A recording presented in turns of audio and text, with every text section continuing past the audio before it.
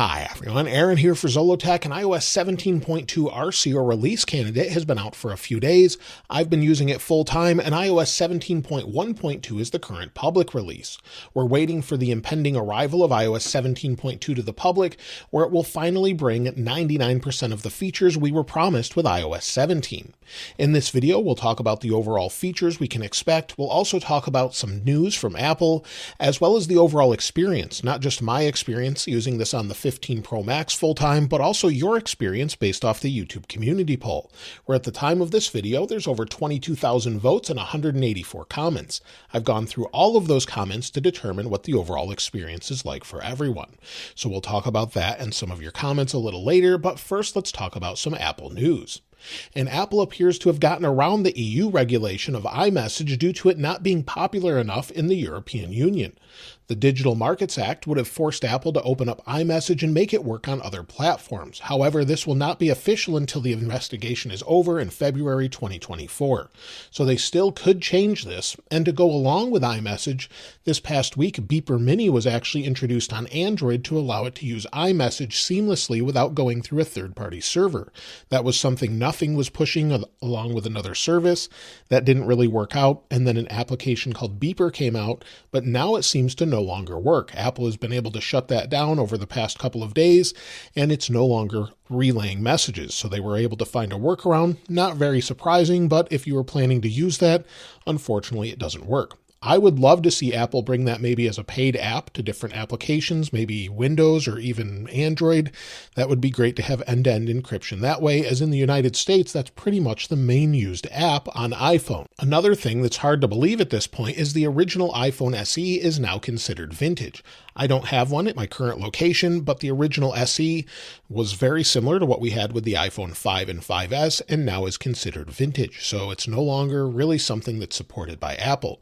It doesn't mean you can't still use it, but you won't get software support or anything else at this point. Now, if you're someone that regularly uses Apple Pay like I do, unfortunately the other day there was an outage. So if you were having problems maybe purchasing something on the web or within an app using Apple Pay, you weren't alone. That was just an issue they were having that they've since resolved. So that's now resolved, should no longer be an issue. Now, as far as features in this update, the first thing I wanted to mention is you may have seen my What's New video where we talk about the notification sounds, where you can now change those for the default notifications. However, there's a bit of a complaint with that. So if we go into our settings here, then we go to Sound and Haptics. Under Sound and Haptics, if we scroll down, we have default alerts. Unfortunately, many people are saying that they're just too quiet overall. So if I turn my ringtones and alerts all the way up, you'll hear it there. Make sure you have this turned all the way up first in this setting if you're having that issue. And if you do and it's still too quiet, then you can go in and change it to one that might be loud enough for you. So under default alerts, if maybe we change it here to Portal, Milestone, back to Passage, they are a bit quiet, but make sure you have them turned up all the way, as that will make a big difference as far as that goes. So not just the volume here on the side, but also this alert here in the slider in this menu. If that's not turned up, it may be a little bit quiet for you. So that should hopefully fix that issue. We'll try it again. So if we try some others, and then we turn this up even more, it's still a little bit quiet. Hopefully they'll give you an additional option in maybe a future update, but it seems a little quiet still, but maybe they'll give us more options for that later. I would love to see an additional slider for that to give us extra volume, as many people have complained that it's an issue. Now, in this update, aside from that, one of the top 5 features is the new Journal app. Now, I haven't found myself using it too much. That's probably because I wasn't sure if they were going to have issues with it. With Beta 1, it had some issues, so I wanted to wait until it was stable. Now it's stable enough, I'll probably use it regularly, as it's going to remind me based on things with songs I've been listening to, where I've been, and more. So let me know if you've been using it. I'd love to hear from you in the comments. One thing that I forgot to mention that's back is live wallpaper. If we go into our wallpaper, and this is still a bit of an issue when we're going through, you scroll down, it sort of jumps all over the place here. Give it just a moment here, but you'll see under collections, we have our live wallpaper. So live wallpaper is definitely back. Not everything that we would hope for, but at least we have some of them. And it moves when we move the phone. It does work, but it's still not as many wallpapers as many of us would really hope that Apple would bring. So hopefully we'll see more of those in the future. Also, we have on iPhone 13 and 14 models, we gain Qi 2 wireless charging support. So if you have an iPhone 13 or 14, you'll gain that support where now we'll use the magnets, not that it didn't before, but you'll be able to charge at 15 watts, and that will work across Android phones as well if they want to adopt that standard. So they're basically going to have what Apple calls MagSafe on their own phones with the same sort of magnet arrangement to align the overall coils to help with charging wirelessly, makes it more efficient, and hopefully there's some additional sensors if it's getting a bit too warm there. If we go back into settings, scroll down and go to the action button options, if you have a 15 Pro or 15 Pro Max, you'll see this option. This will roll out probably on iPhone 16 as well with the action button here, possibly another button as well. People are calling the capture button, but either way, this overall settings menu and animations we see from this makes me think iOS 18 will maybe be a full redesign, or at least in some places, as this looks nothing like iOS 17. I think it looks great, it adds some depth, has some animation, and the best animation maybe in all of iOS 17 is when we press and hold the action button and we have translate selected. We'll press and hold, you'll see it at the top there, and it just sort of moves until it picks up what you're saying. So I think that looks great. I'll do it again. You can see it there. I think that's one of the best animations I've seen in a long time from Apple that shows that they actually care about what they're doing with iOS. Not that they don't before, but I think this just brings it to another level as far as the animations go. So hopefully iOS 18, maybe that's a little hint at it. We don't really know. Finally, though, as far as the top features with iOS 17.2, we have the favorites playlist. If we go into music, go to library, then playlists, we have the new favorite song playlist. I've been using this a lot lately to listen to all of my favorite songs. Of course, we had the Replay 2023, but I've been listening to this a lot since it has everything I like. Unfortunately, they kind of got rid of the collaborative playlist this time around. It looks like they'll probably push that to iOS 17.3, and that's why I say this is 99% done. I think the last 1% of everything they announced with iOS 17 is really dependent on that collaborative playlist. Now, as far as new releases this week, we have a couple things. If we go into Safari, in just about every week we get a new Safari technology preview. If we go in download, you'll see we have options for Sonoma and Ventura, and this time around it's version 184. It was available since December 7th, so if you want to test out a technology here with Safari, that's available now with the latest updates. Apple surprisingly also released a couple other RC versions that we didn't get for iOS. On Apple's public-facing website, where they share the latest releases, you can see tvOS 17.2 Release Candidate 2. They also released HomePodOS 17.2 RC2, and then the day before, they released macOS 14.2 RC2. I think this is the first time I remember, either in a long time or ever, that Apple's released both of these, but nothing for iOS. So we could definitely see a new build number once this releases to the public sometime next week with iOS 17.2. That makes me think we'll have probably a different build number if they can fix a couple little bugs that remain, but we don't know that for sure until it releases to the public. And as far as when to expect it, I would expect it Monday or Tuesday. Lately, Apple's been pushing them out on Monday, but once in a while they push them out on Tuesday.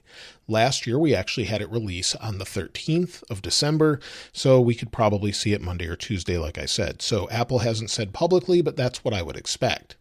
Then we could see all the other releases as well, with watchOS 10.2, tvOS 17.2, and then all of the other things, even older releases with iOS 16 as well. Then we'll move on to iOS 17.3 Beta 1, probably in the same week or the following week. Then Apple goes on vacation, typically until the second week of January, so I wouldn't expect anything for at least a couple weeks between December and January. That's usually what we have with Christmas, New Year's, and all the other holidays going on, and people celebrating and really visiting with family or having time off. So that seems to be the case with that, and that makes a lot of sense that we're going to have a similar release schedule to what we have every year. As far as the overall experience, iOS 17.1.2 still has that Wi-Fi bug. However, that's supposed to be fixed in iOS 17.2. That's according to Apple, and many people have said that it is, but I've heard from a few of you that still say it's an issue, where it sort of disconnects, doesn't work properly, and I'm seeing my web pages not load properly as well sometimes. So there's still some issues with it. Hopefully they get it fixed with a new build number when it releases to the public. Also, there's some issues with iOS 17.2 that have been resolved. When you take a screenshot and then you double tap, so if I take a screenshot here, we'll go in, double tap, it actually responds, it doesn't do anything odd, it does exactly what you would expect this time around, where it was a little buggy before.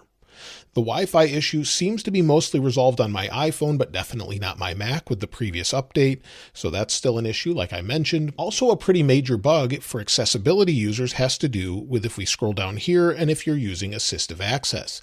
If you have this enabled and you're using this with contacts, if you tap on a contact to try and call them, it doesn't respond. It does nothing at all, and I've actually reported that in feedback. I haven't heard anything back on that yet, but hopefully they resolve that pretty quickly, as you can't really use it then. So if you use the rows or grid mode, you go into a contact, tap on it, it does nothing. It's there, but it doesn't allow you to interact with it. Also, notification sounds are low, like I mentioned before. I still have that wallpaper dimming bug, so if we just bring down the lock screen here, swipe up, it sort of dims or loses saturation in the background. You can sort of see that here. It changes after it slides up. I'll show you one more time. So still an issue.